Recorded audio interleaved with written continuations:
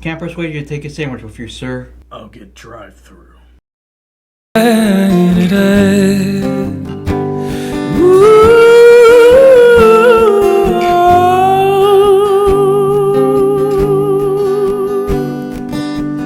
There used to be a graying tower.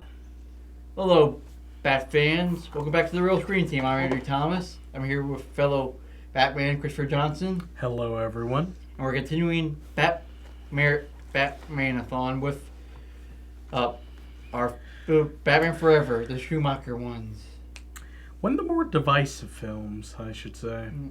I still enjoy it. Let's see where this goes. Okay, so let's go with the overview. Batman Forever is a 1995 superhero film based on the DC Comics character Batman. The film was directed by Joel Schumacher, written by Lee Batchelor, Janet Scott Batchelor, Akiva Goldsman, based off of a story written by Lee and Janet, and produced by Tim Burton. Batman Forever was the third installment of Warner Brothers' initial Batman film series and a sequel to Batman Returns. The film stars Val Kilmer replacing Michael Keaton as Bruce Wayne / Batman alongside Jim Carrey, Tommy Lee Jones, Nicole Kidman, Chris O'Donnell, Michael Goff, and Pat Hingle. You want to go with the overview? The synopsis? Yes. Batman faces off against two foes: the schizophrenic, horribly scarred former district attorney Harvey Dent, aka Two-Face, and the Riddler, a disgruntled ex-Wayne Enterprises inventor seeking revenge against his former employer by unleashing his brain-sucking weapon on Gotham City's residents. As the Caped Crusader also deals with the tortured memories of his parents' murder, he has a new romance with psychologist Chase Meridian. I thought Val Kilmer did a good job as Batman. Oh yeah, he definitely did do a good job. He did go like the whispering when he was dressed up as Batman. It's the car, right? It's got to be the car. Yep, he did. And you actually felt the emotions when once that Grayson lost his parents, he actually started getting flashbacks of him losing his parents. Yeah, and I think Val Kilmer definitely played the whole idea of identity better than I think most of the other Batman. Yep. You know, him dealing with should he be Bruce Wayne or should he be Batman? Yep. Michael Keaton only had it slightly in Batman '89. Yeah, but I think he was a lot more... Yeah. He understood that he could be both. Yeah. But While Val Kilmer was dealing with the issue of could he be both. Yep. He takes care of teenage Dick Grayson.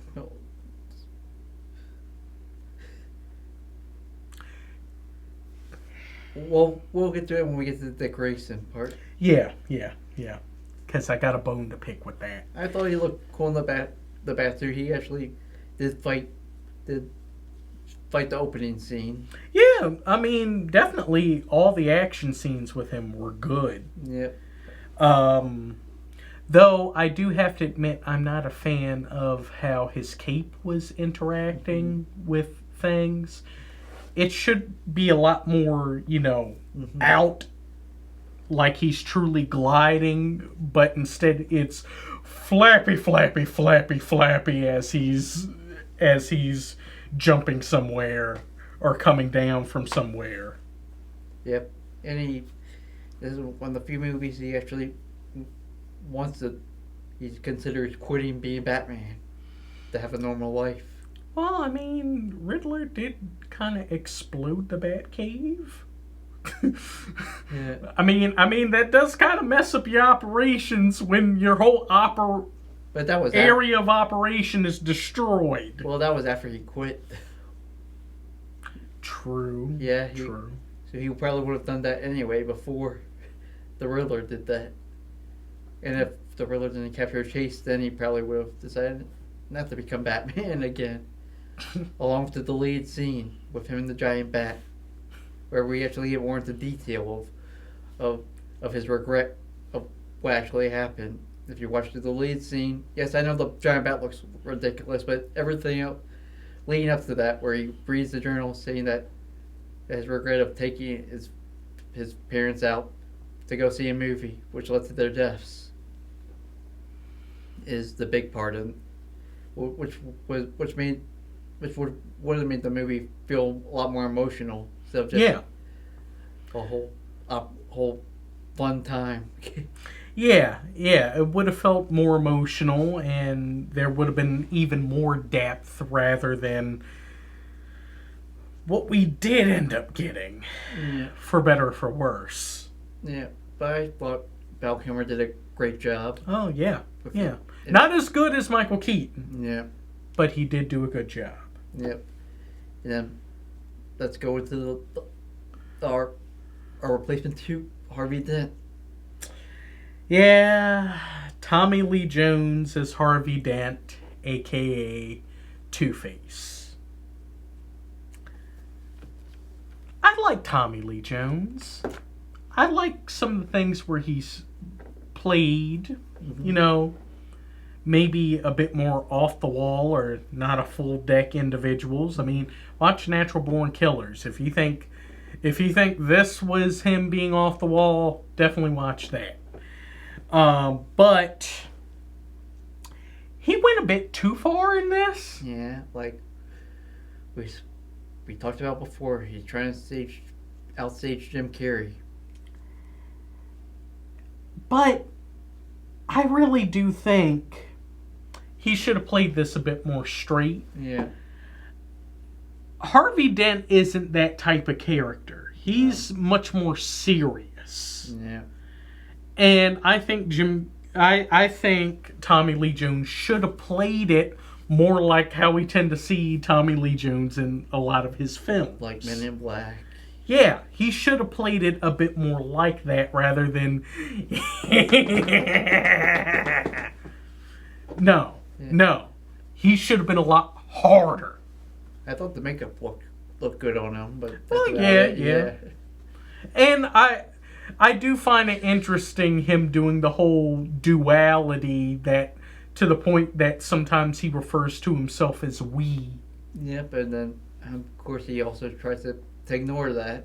That's also a bad nitpick when he just tries to get until he finally gets the coincide he wants before he decides to kill Bruce. That's not what Two-Face does! Two-Face is supposed to flip the coin, and whichever side it lands, that's what he does. He doesn't try to keep flipping it until he gets the result he wants. He takes the result the coin lands. Yep. Then we get a brief part of his origin story from The Long Halloween, where he gets acid from Maroni. And Batman's there during the daytime for some reason. Yeah, and in full suit. Why is he in full suit in the courtroom? Yeah. And why didn't anyone pat down Maroni before, finding out, oh, acid! Yeah, well, it happened in the comics too. No one checks. Or does a thorough check. Though, on an additional note, I do like the fact that Two-Face has henchwomen, Drew Barrymore as Sugar, and Debbie Mazar as Spice. Drew Barrymore was hot as Sugar. Both of them were hot. Yeah. I could. I like the Drew Barrymore one more. So, but that's just me. I get it, but both were very attractive. Yep. And I think they definitely added an extra dimension to Two-Face. Yep. I did kind of like that. You know, if we weren't going to get the twin henchmen, at least have that. Yep. And then we have Jim Carrey in his own Jim Carrey-ness. Yep, Jim Carrey as Edward Nygma, a.k.a. the Riddler. The inspiration for Jamie Foxx's in Spider-Man 2. Yeah, the inspiration for Electro in Yeah. Amazing Spider-Man 2. Yeah. Oof. Yep. For him, like loving Bruce Wayne until he rejects his idea. Then he decides to go use the experiment on a boss played by a big league junior who, let's be honest, if you had a boss like that, you would try to kill him too. Yeah. Especially since he decides to threaten him while he's tied to the chair. Really, dude? You're tied to a chair. What do you expect going to happen if you're telling about that? You think he's going to just untie you and let you go? No. What do you No. Yeah. No. Especially after you embarrassed him in front of Bruce Wayne and then you fire him. Mm-hmm. Yeah, it's not going to end well for you, big fella. It's not going to end well. Yep, and he gets, of course, he's also a mixture of Mad Hatter by absorbing people's brain waves. Yeah, which part of me does understand it because, remember, Edward Nygma is the type of individual that thinks he's the smartest person in the room. Yeah. But, yeah, it does feel kind of Mad Hatter-esque. Yep, and you mentioned the glasses, too. Yeah. If anyone noticed, the glasses that Edward Nygma is wearing at the beginning of this film, don't they look very similar to what Riddler's wearing in the Batman? Is that a nod? Is that an Easter egg? I really want to know. Yep. And, of course, I do like the first costume that he wears, and then he just gets all... Oh, yeah, the drip is definitely there. Yeah, then he becomes the guy from The Incredibles with the long hair. The long... Syndrome. Yeah. who I think also they ripped off of Batman Forever for that. For being looking at the hero for hating him and having their revenge. True. Yeah. Though I do like the whole thing that Edward Nygma does as far as identity. Yeah. Where he idolizes and is so infatuated with Bruce Wayne that as time goes along, as his public image is known, he starts trying to look like Bruce Wayne. Yeah. Has his hair done the same way, sometimes wears the glasses like Bruce Wayne, even gets the mole Val Kilmer has. This man wants to be Bruce Wayne while at the same time he's this overly outrageous, flamboyant villain as the Riddler. And he's the only villain who ends up blowing up the Batcave in these foreign movies. Yeah. Of all the villains, he's the one that successfully infiltrated Batman's main headquarters. I think it's also a bit of an in-joke since Frank Gorshin's Riddler never got into the Batcave. True. And definitely Jim Carrey is definitely getting a lot of influence from Frank Gorshin for his portrayal of Riddler. This is definitely if Frank Gorshin's Riddler was like on steroids. Of course, when the Beatles producer George Martin saw him, he asked him to go sing the cover of "I Am the Walrus." Back to the Beatles. I swear. That was my introduction to "I Am the Walrus." Was the Jim Carrey cover song? Of all ways to be introduced to one of their greatest and also weirdest songs, Jim Carrey. Yeah. You should Lord listen have to mercy. it. It's pretty good for a cover song. I don't know how to feel about that. But let's go into But Jim Carrey, despite the fact of how outrageous people are acting, I actually enjoy his outrageousness. Yep. Tommy Lee Jones is wrong. His buffoonery was authorized. But let's talk about Batman love interest number 3.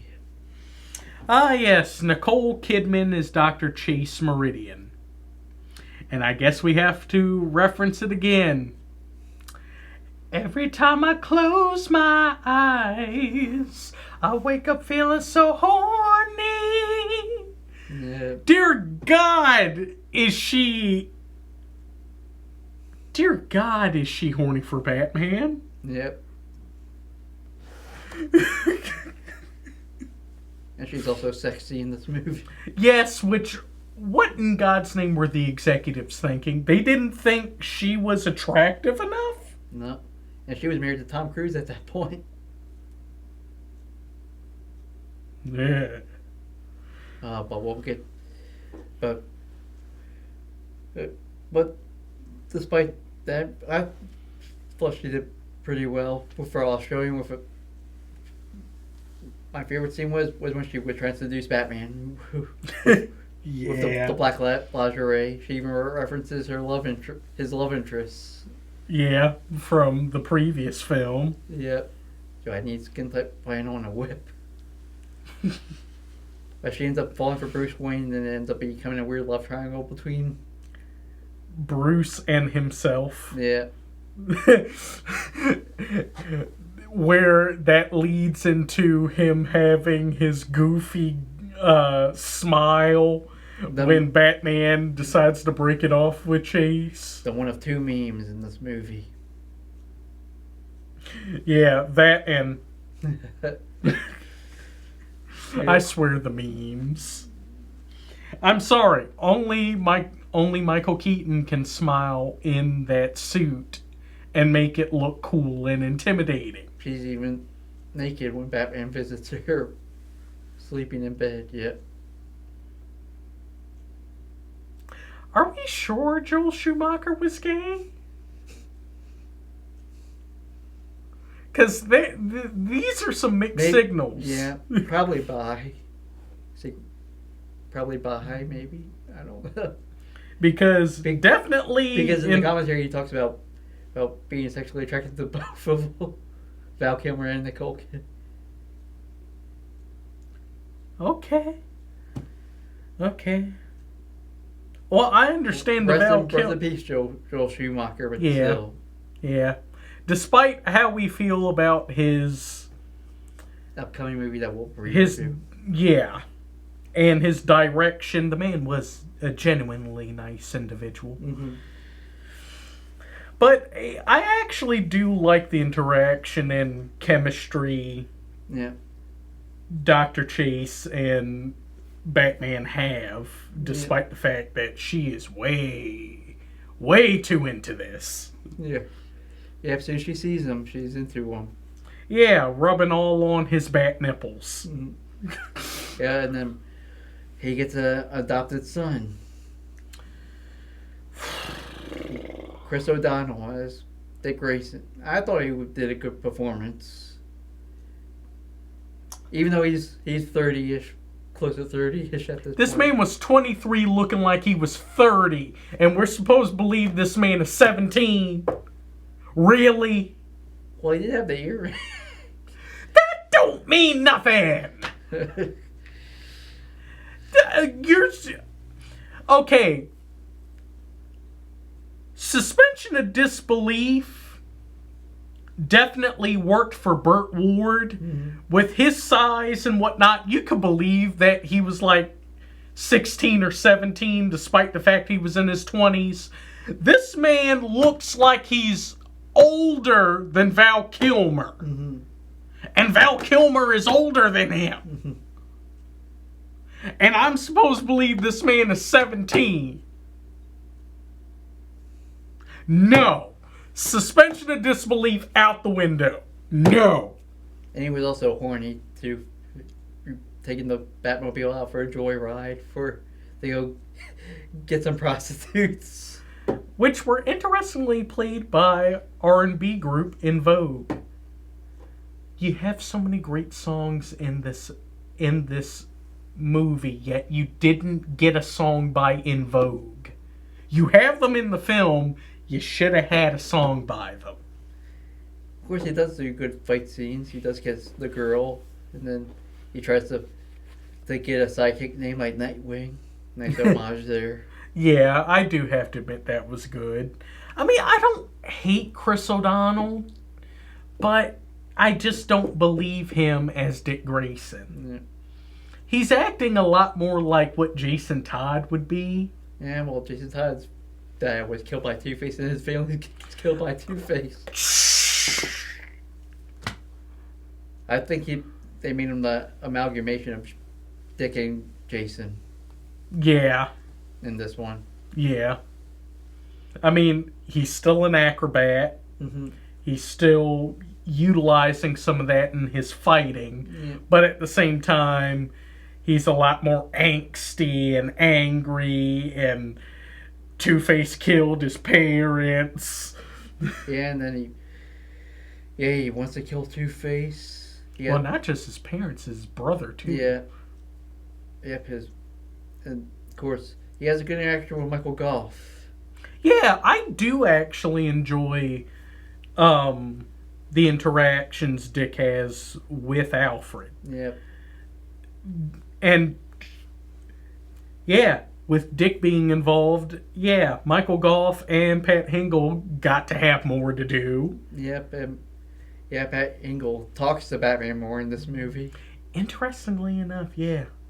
And the fact that they spend time to actually case the situation. Yeah. They actually interact with one another. Okay, what's going on? Well, Two-Face is broken in. He has a hostage. Mm-hmm. Yep, so even though he is oblivious to Chase hitting on Batman. Yeah. That's really his own obliviousness. But we also get some good cameos also. Yeah, like I said, seeing R&B group In Vogue as, I guess, streetwalkers, I guess. Yes. Yeah. You brought up Ed Begley Jr. Yep. We also got to see a young Jon Favreau. Yep. It's a blink if you miss him. Yeah, truly a blink and you miss him. Before he becomes the savior of Marvel. Yeah, and Star Wars. Mm-hmm. Yeah.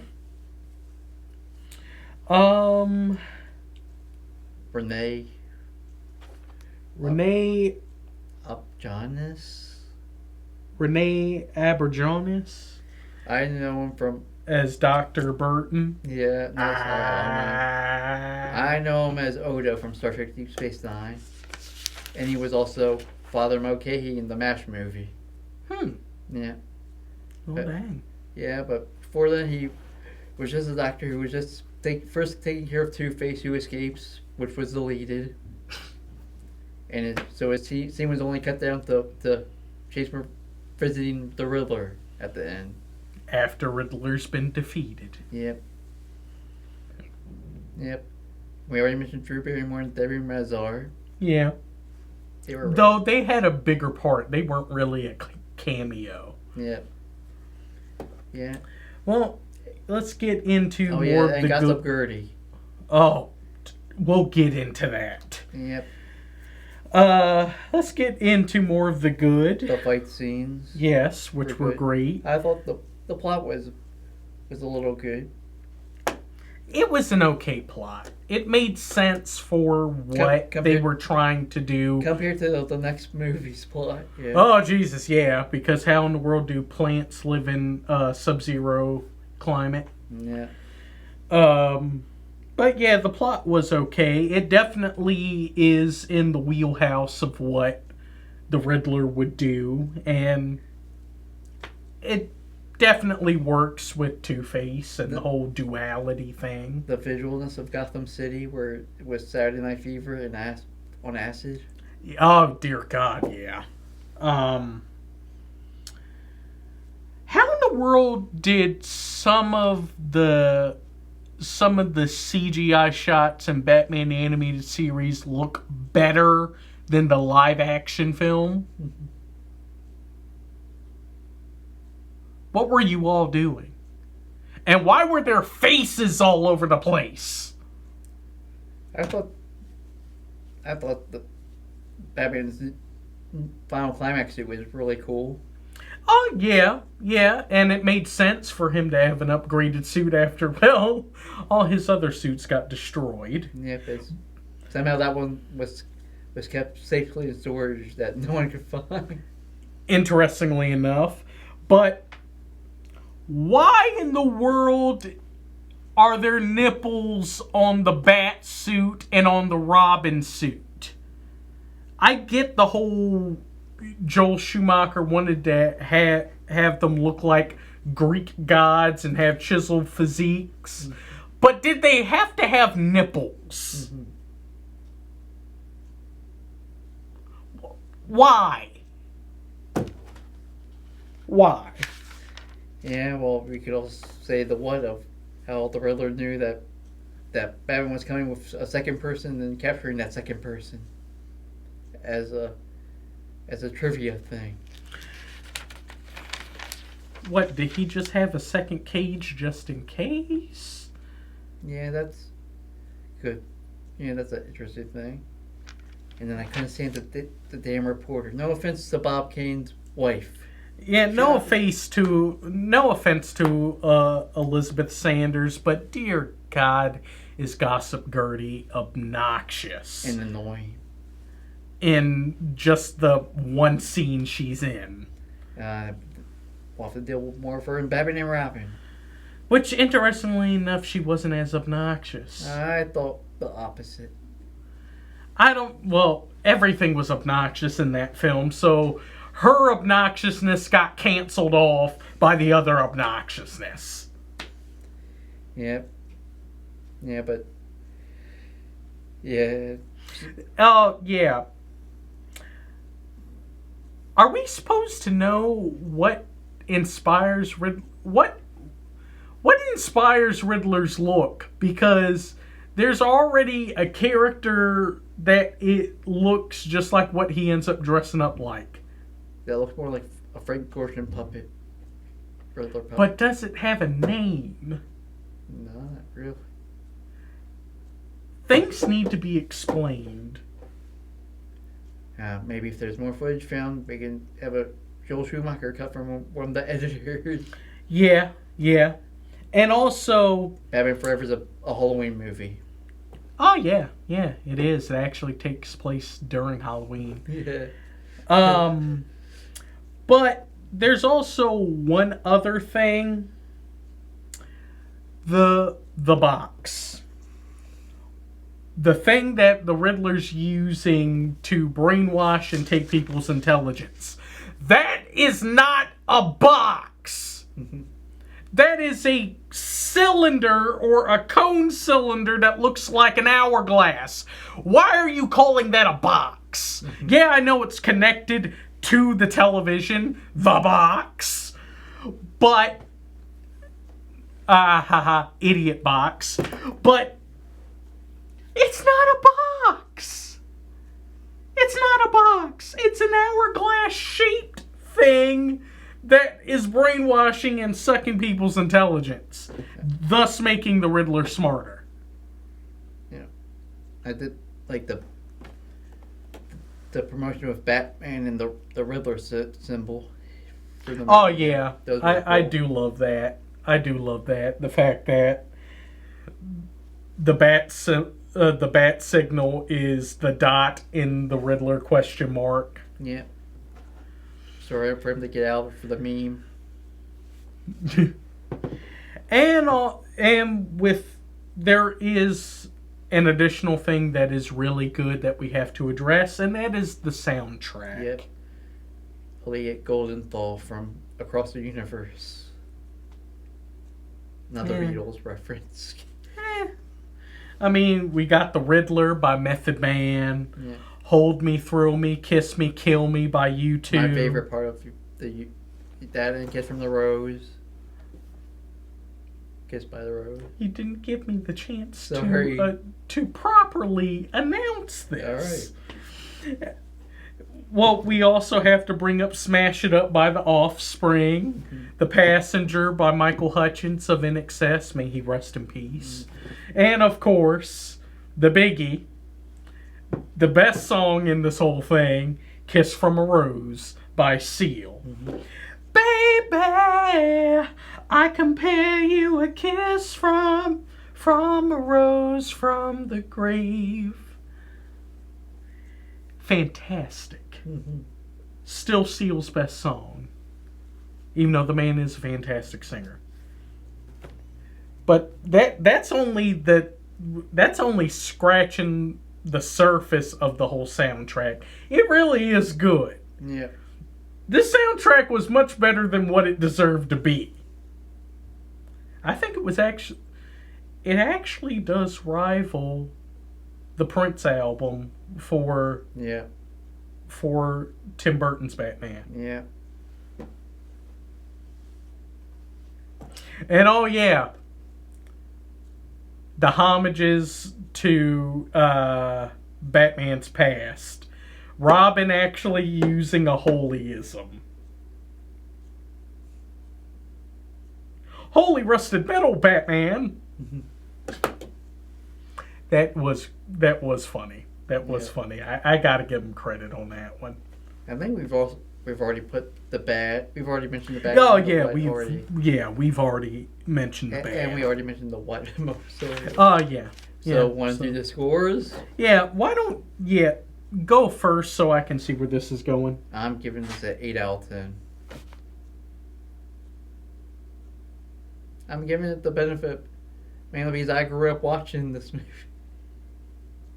And also nostalgia, so I give it the benefit of the doubt. I understand that. I also grew up on this film. This was my first Batman film. So I do give it a bit of the benefit of the doubt, but I'm giving this a 6.5. Mm-hmm. It's not better. It's there's just something too fantastic about Adam West that I can't put this above that. Mm-hmm. So I'm at least giving it a better passing grade of 6.5. You know, it's good for what it does. It is fun. It's not absolutely terrible. Mm-hmm. You know, it's an okay film. I can give this a pass. Yep. A decent pass. If you disagree, go follow us on Facebook, The Real Screen Team. Follow us on YouTube. Follow us where else? On Reddit and on Instagram. Make sure to like, comment, share, and definitely subscribe to our YouTube channel. We're trying to reach 500 and another live stream in the future. And then we try to make it to 1,000, where we can finally get monetization for our videos. We'll start a Patreon so people can, maybe throw a few extra bucks for some viewer suggestions, and also have access to some special videos that we'll make only for Patreon. But before we go, we're almost over. We're almost done the Schumacher-ness with Batman and Robin. I don't wanna. If you want to get paid, you have to. I know. It's part of the I hope you territory. all appreciate this. You want to roll us out? Sure. Well, thank you all for coming. Definitely come back and watch us again. Remember to like, comment, subscribe, and share. It definitely helps. Cut, print, that's a wrap.